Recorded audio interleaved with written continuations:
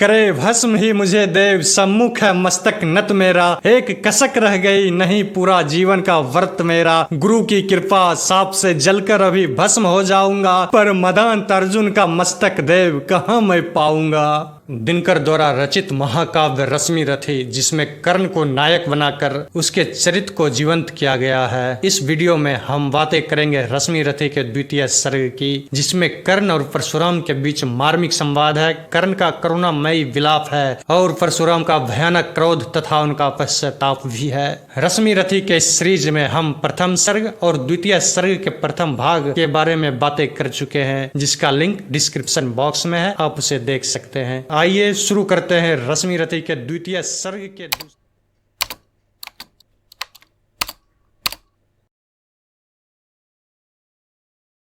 गुरु को लिए कर्ण चिंतन में था, जब मग्न अचल बैठा, तभी एक बिस्किट कहीं से आसन के नीचे बैठा।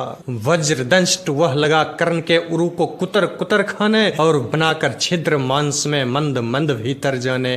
कर्ण विकल हो उठा, दुष्ट भौरे पर हाथ धरे कैसे, बिना हिलाए अंग कीट को किसी तरह पकड़े कैसे। पर भीतर उस धसे कीट तक हाथ नहीं जा सकता था, बिना उठाए पांव शत्रु को कर्ण नहीं पा सकता था। किंतु पांव हिलाते ही गुरुवर की नींद उचट जाती। सहम गई यही सोच कर्ण की भक्ति पूर्ण विह्वल छाती। सोचा उसने, अतः कीट यह पिए रक्त पीने दूंगा, गुरुवर की कच्ची नींद तोड़ने का पर पाप नहीं लूंगा। बैठा रहा अचल लासान से कर्ण बहुत मन को मारे, आह निकाले बिना शिलासी सहनशीलता को धारे। किंतु लहू की गर्म धार जो सहसा आन लगी तन में, परशुराम जग परे रक्त को देख हुए विस्मित मन में। कर्ण झपट कर उठा इन गीतों में गुरु से आज्ञा लेकर, बाहर किया कीट को उसने छत में से उंगली देकर। परशुराम बोले, शिव शिव तूने यह की मूर्खतावरी, सहता रहा अचल जाने कब से ऐसी वेदना करी। तनिक लगा कर कहा कर्ण ने, नहीं अधिक पीरा मुझको महाराज, क्या कर सकता है यह छोटा कीड़ा मुझको। मैंने सोचा हिला डुला तो व्यर्था आप जग जाएंगे, क्षण भर को विश्राम मिला जो नाहक उसे गवाएंगे। निश्चल बैठा रहा सोच यह कीट स्वयं उड़ जाएगा, छोटा सा यह जीव मुझे कितनी पीड़ा पहुंचाएगा। पर यह तो भीतर धसता ही गया, मुझे हैरान किया। लज्जित हूँ इसलिए कि सब कुछ स्वयं आपने देख लिया। परशुराम गंभीर हो गए, सोच न जाने क्या मन में। फिर सहसा क्रोधा आगिन भवक उठी उनके तन में। दांत पीस कर आंख तरेर कर बोले, कौन छली है तू, ब्राह्मण है या किसी अभिजन का पुत्र बलि है तू। सहनशीलता को अपना कर ब्राह्मण कभी न जीता है, किसी लक्ष्य के लिए नहीं अपमान हलाहल पीता है। सह सकता जो कठिन वेदना, पी सकता अपमान वही, बुद्धि चलाती जिसे तेज का कर सकता बलिदान वही। तेज पूज्य ब्राह्मण तिल तिल कर जले, नहीं यह हो सकता है, किसी दिशा में भी स्वभाव अपना वह कैसे खो सकता है। कसक भोगता हुआ विप्र निश्चल कैसे रह सकता है, इस प्रकार की चुभन वेदना क्षत्रिय ही सह सकता है। तू अवश्य क्षत्रिय है पापी, बता ना तो फल पाएगा, परशुराम की कठिन साप से अभी भस्म हो जाएगा। क्षमा क्षमा है देव दया मैं, गिरा कर्ण गुरु के पद पर, मुख विवर्ण हो गया अंग कांपने लगे भय से थर थर। सूत पुत्र मैं शूद्र कर्ण हूँ, करुणा का अभिलाषी हूँ, जो भी हूँ पर देव आपका अनुचर अंतेवासी हूँ। छली नहीं मैं हाय, किंतु छल का ही तो यह काम हुआ। आया था विद्या संचय को, किंतु व्यर्थ ही बदनाम हुआ। बड़ा लोभ था बनु शिष्य मैं कार्तवीर के जेता का, तपोदीप्त सुरमा विश्व के नूतन धर्म प्रणेता का।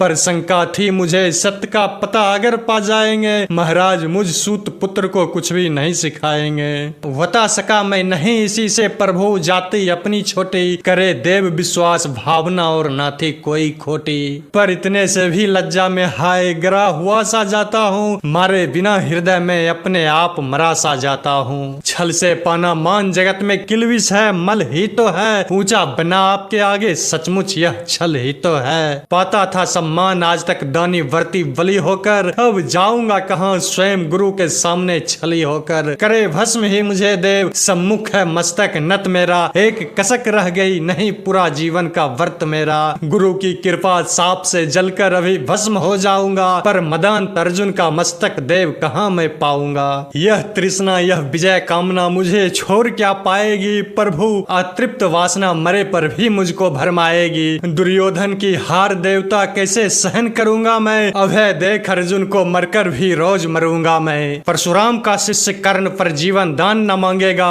बड़ी शांति के साथ चरण को पकड़ प्राण निज त्यागेगा। प्रस्तुत हूँ दे साप, किंतु अंतिम सुख तो यह पाने दे, इन्हीं पाद पद्मों के ऊपर मुझको प्राण गंवाने दे। लिपट गया गुरु के चरणों से विकल कर्ण इतना कहकर, दो कनिकाएं गिरी आंसू की गुरु की आंखों से बहकर बोले, हाय कर्ण तू ही प्रतिभट अर्जुन का नामी है, निश्चल सखा धृतराष्ट्रों का विश्व विजय का कामी है। अब समझा किस लिए रात दिन तू ऐसा शर्म करता था, मेरे शब्द शब्द को मन में क्यों सीपी सा धरता था। देखे अगणित शिष्य द्रोण को भी कर्तव्य कुछ सिखलाया, पर तुझसा जिज्ञासु आज तक कभी नहीं मैंने पाया। तूने जीत लिया था मुझको निज पवित्रता के बल से, क्या पता था लूटने आया है कोई मुझको छल से।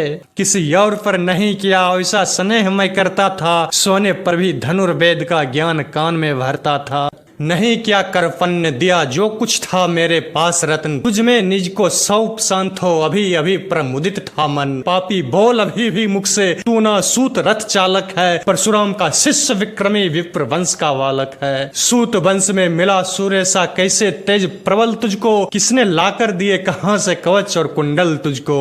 सूत सा रखा जिसको उसे कैसे कठोर हो मारू मैं, जलते हुए क्रोध की ज्वाला लेकिन कहां उतारू मैं। पद पर बोला कर्ण दिया था जिसको आंखों का पानी, करना होगा ग्रहण उसी को अनल आज हे गुरु ज्ञानी। बरसाइए अनल आंखों से, सिर पर उसे संभालूंगा दंड भोग, जलकर मुनि सितम छल का पाप छुड़ा लूंगा।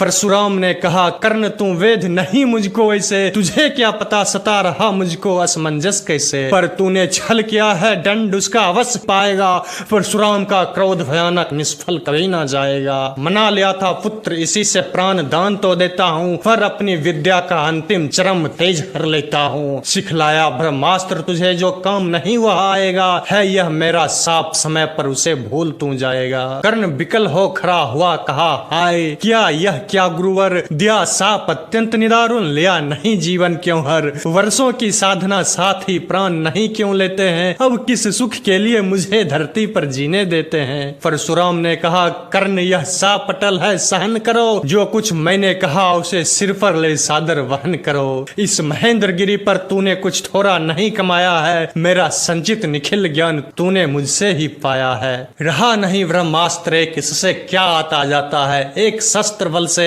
ना वीर कोई सब दिन कहलाता है। नई कला नूतन रचनाएं, नई सूझ नूतन साधन, नए भाव नूतन उमंग से वीर बने रहते नूतन। तुम तो स्वयं दीप्त पौरुष हो कवच और कुंडल धारी, इनके रहते तुम्हें जीत पाएगा कौन सुहटवारी। अच्छा लो वर भी कि तुम विश्व में महान कहलाओगे, भारत का इतिहास कृति से और धवल कर जाओगे। अब जाओ लो विदा वत्स कुछ करा करो अपने मन को, रहने देते नहीं यहाँ हम अभिशप्त किसी जन को। हाय छीनना पड़ा मुझी को दिया हुआ अपना ही धन, सोच सोच यह विकल हो रहा नहीं जाने क्यों मन। वर्त का पर निर्वाह कभी ऐसे भी करना होता है, इस कर से जो दिया उसे उस कर से हरना होता है। अब जाओ तुम कर्ण कृपा करके मुझको निसंग करो, देखो मत यूं सजल दृष्टि से वर्त मेरा मत भंग करो। आह बुद्धि कहती कि ठीक था जो कुछ किया, परंतु हृदय मुझसे कर विद्रोह तुम्हारी मना रहा जाने क्यों जय। अनायास गुणशील तुम्हारे मन में उगते आते हैं, भीतर किसी आंसू गंगा में मुझको बोर नहलाते हैं। जाओ जाओ कर्ण मुझको असंग हो जाने दो, बैठ किसी एकांत कुंज में मन को स्वस्थ बनाने दो। भय है तुम्हें निराश देखकर कहीं छाती न फट जाए, फिरालू ना अभिशाप पिघल कर बानी नहीं उलट जाए। इस प्रकार के परशुराम ने फिरा लिया आनंद अपना, जहाँ मिला था वहीं कर्ण का बिखर गया प्यारा सपना।